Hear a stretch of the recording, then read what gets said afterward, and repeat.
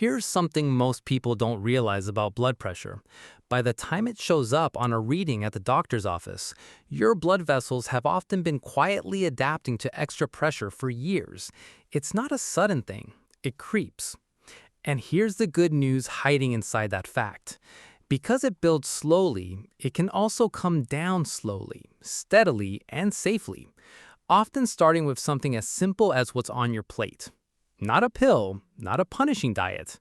Vegetables. Real, ordinary vegetables you can find at any grocery store. For a long time, high blood pressure got talked about like it was just a toll you pay for getting older, something that happens to you. But that's not quite right. Yes, your blood vessels change with age. They can stiffen a little. They don't bounce back from stress in your 20s the way they did in your 50s or 70s. That part is real, and I'm not going to pretend otherwise. But how your blood pressure responds to that aging process, that's much more within your control than most people are ever told. That's really what today's about. Not a miracle cure, not eat this one weird vegetable and throw away your medication, nothing like that.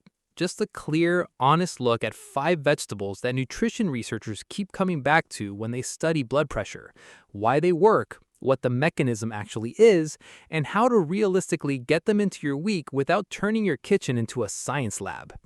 We're going to count these down, and I want to be upfront. Number 1 on this list isn't just a vegetable that's good for you. It's one that a lot of longtime nutrition researchers describe as one of the most quietly powerful foods for your blood vessels, and most people have no idea it's sitting in their produce aisle right now. So stick with me, because we're building up to that one. Before we get into it, I'd love to know, where are you tuning in from today? And have you ever had a blood pressure reading that surprised you? Just drop it in the comments. It helps me know who's watching, and honestly, it helps other people in the comments feel less alone in this. A lot of people carry a little bit of quiet worry about this topic, and there's something nice about realizing you're not the only one. Okay, let's talk about why vegetables specifically keep coming up again and again in blood pressure research. Think of your blood vessels like a network of flexible hoses. When they're healthy, they can widen and relax easily, letting blood flow through without much resistance. When they're stiffer, or when there's extra fluid volume pushing against the walls, that's when pressure builds. A lot of what makes vegetables so effective here comes down to 2 things. Potassium, which helps your body manage sodium and ease tension in vessel walls, and naturally occurring compounds called nitrates, which help vessels relax and widen, almost like giving that hose a little more give. Research in this area has consistently pointed to whole vegetables, eaten regularly, as one of the most reliable dietary patterns associated with healthier blood pressure over time. Not a single serving on a good day, a pattern, something you come back to most days of the week. So as we go through this list, I want you to think less about which vegetable is the magic one and more about which of these can I realistically start eating a few times a week, because consistency is where the real change happens. Let's start the countdown. Coming in at number 5, beets. Beets are one of the most well-known sources of natural dietary nitrates, the compound I just mentioned that helps blood vessels relax. Athletes have used beet juice for years to improve blood flow during exercise, but the same mechanism applies to everyday vascular health. It's just less dramatic and more gradual. Nutrition scientists generally recommend roasted beets, beet salads, or even a small glass of beet juice a few times a week as a realistic way to bring more of this into your diet. Many people notice they simply feel like they have a bit more steady energy when they include it regularly alongside whatever their doctor has already recommended for their blood pressure specifically. All right, let's keep the countdown moving. Number 4 on our list, leafy greens, specifically things like spinach and Swiss chard. Here's the mechanism, and it's a nice one to picture. Leafy greens are packed with potassium, magnesium, and, like beets, natural nitrates. Picture your blood vessels as that flexible garden hose again.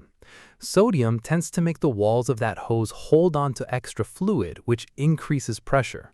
Potassium works almost like a counterbalance, helping your kidneys flush out excess sodium and easing some of that tension in the vessel walls themselves. It's not flashy, but it's steady, reliable chemistry that your body already knows how to use. You're just giving it the raw materials. Research on leafy greens and blood pressure has been remarkably consistent over the years. Large nutrition studies that track people's eating patterns over long stretches of time keep finding the same thing. People who regularly eat leafy greens tend to have healthier blood pressure readings than people who rarely do. Researchers can't always prove it's the greens alone doing all the work. Diet's complicated, and people who eat a lot of spinach often have other healthy habits too, but the association shows up again and again across different countries and different populations, which is exactly the kind of consistency nutrition scientists pay attention to. Now, the practical side. You do not need a kale smoothie every morning to get the benefit here. And honestly, if that sounds miserable to you, please don't force it. A cup of cooked spinach wilted into eggs, a handful of arugula on a sandwich, chard sautéed with a little garlic and olive oil, these small, repeatable additions matter more than one heroic salad you eat once and never again. Many people find that once they start keeping a bag of pre-washed greens in the fridge, it becomes almost automatic to toss a handful into whatever they're already cooking. Now, let's get to number 3, bell peppers. This one surprises people because bell peppers don't usually come up in the blood pressure vegetable conversation the way beets or spinach do. But here's the mechanism worth understanding. Bell peppers are unusually rich in vitamin C and other antioxidant compounds, and a growing body of research has linked antioxidant-rich diets to healthier blood vessel function over time. Think of your blood vessel lining, called the endothelium, like the smooth interior coating of that garden hose we talked about earlier. When that lining gets irritated or inflamed over years of stress, poor sleep, or diet, it doesn't relax and widen as easily. Antioxidants help protect that lining from some of that everyday wear and tear, keeping it more responsive and flexible. It's less about one single nutrient doing a dramatic thing and more about giving your vessels better raw materials to maintain themselves with, day after day. Nutrition scientists generally note that bell peppers are also naturally low in sodium and high in water content, which makes them an easy, almost effortless swap into a lower sodium way of eating, especially if you're used to reaching for salty, processed snacks.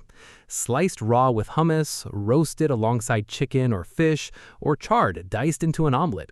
It's common for people to find that once bell peppers become a regular fridge staple, they naturally start reaching for chips or crackers a little less, simply because there's something crunchy and satisfying already within reach. If this is helpful so far, hitting that like button genuinely helps this video reach more people who are quietly dealing with the same concerns you might be. It doesn't cost you anything, and it means a lot to me. Now, number 2, celery. Celery has actually been studied specifically for blood pressure, which is part of why it earns its spot this high on the list. It contains a compound called phthalates, which researchers believe may help relax the muscles in and around blood vessel walls, allowing them to dilate slightly and easing resistance to blood flow. Combine that with celery's potassium content and you've got a vegetable that's doing double duty, not just providing raw minerals, but potentially working directly on vessel tone itself. Now, I want to be honest with you here. Much of the research on celery and blood pressure has come from smaller studies, and nutrition scientists are still working to understand exactly how strong and consistent this effect is in everyday diets, compared to something like sodium reduction overall.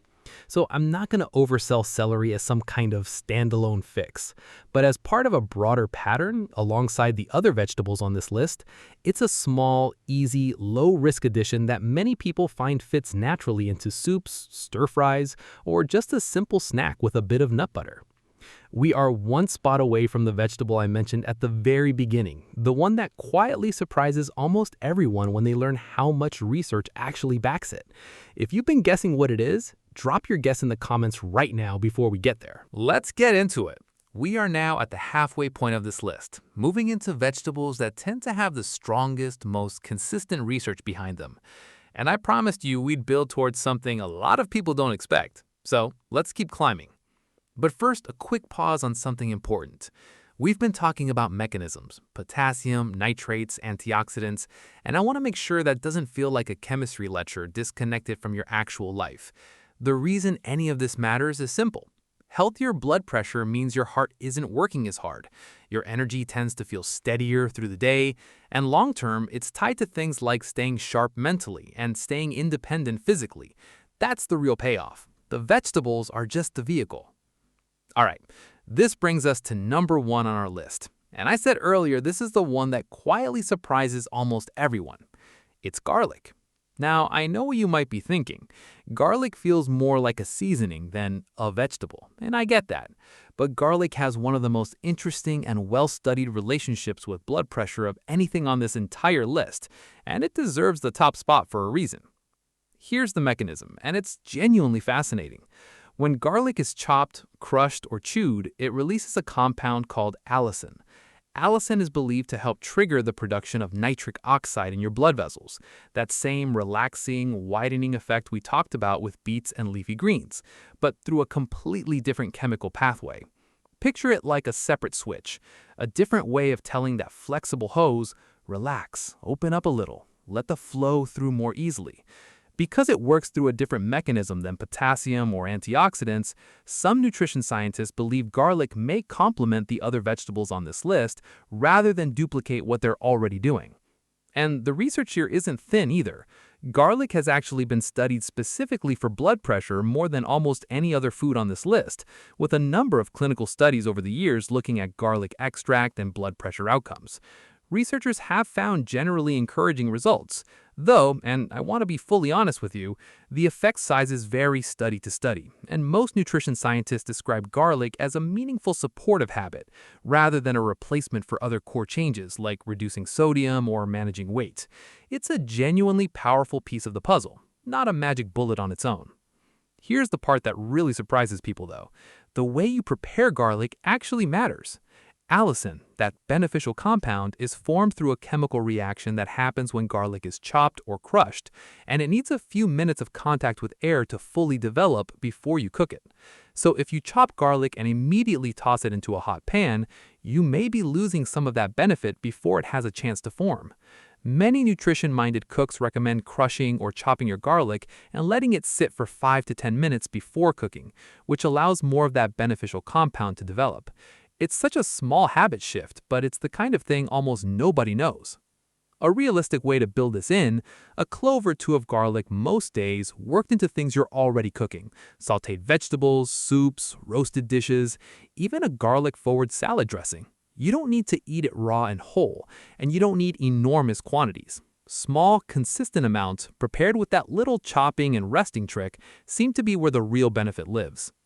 So there's the full list.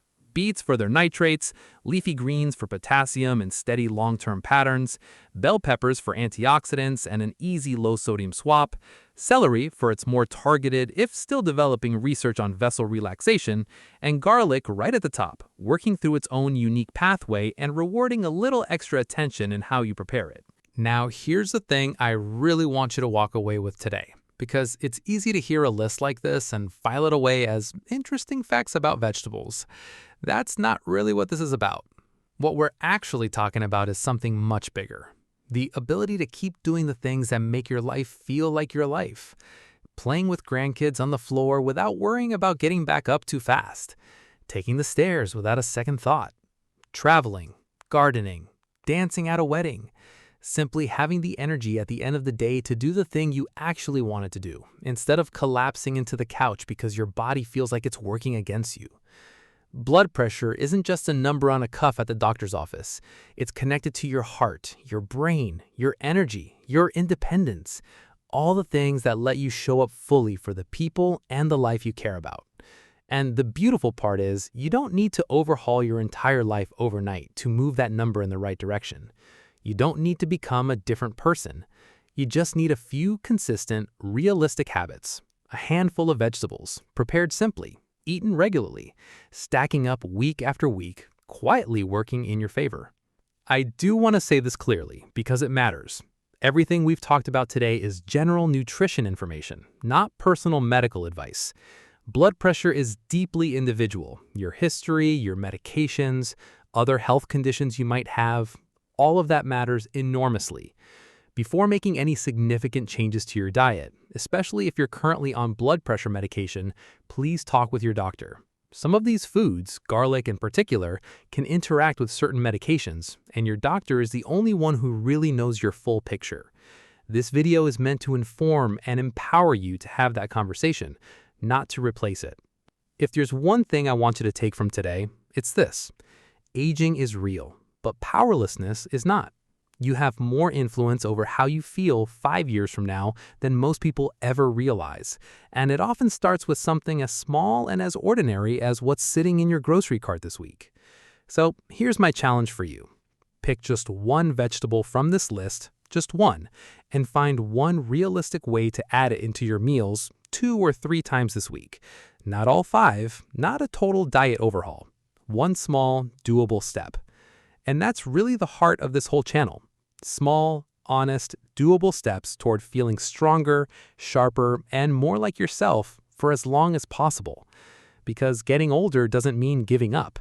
It can mean getting wiser about how you take care of the body that's carried you this far. If this video helped you, I'd love it if you'd subscribe so you don't miss the next one. We've got a lot more of these honest, practical conversations coming. Share this with someone you know who's been dealing with blood pressure concerns. It might be exactly what they need to hear today. And down in the comments, tell me, which of these 5 are you already eating? And which one are you going to try this week? Until next time, take care of yourself because you're worth taking care of.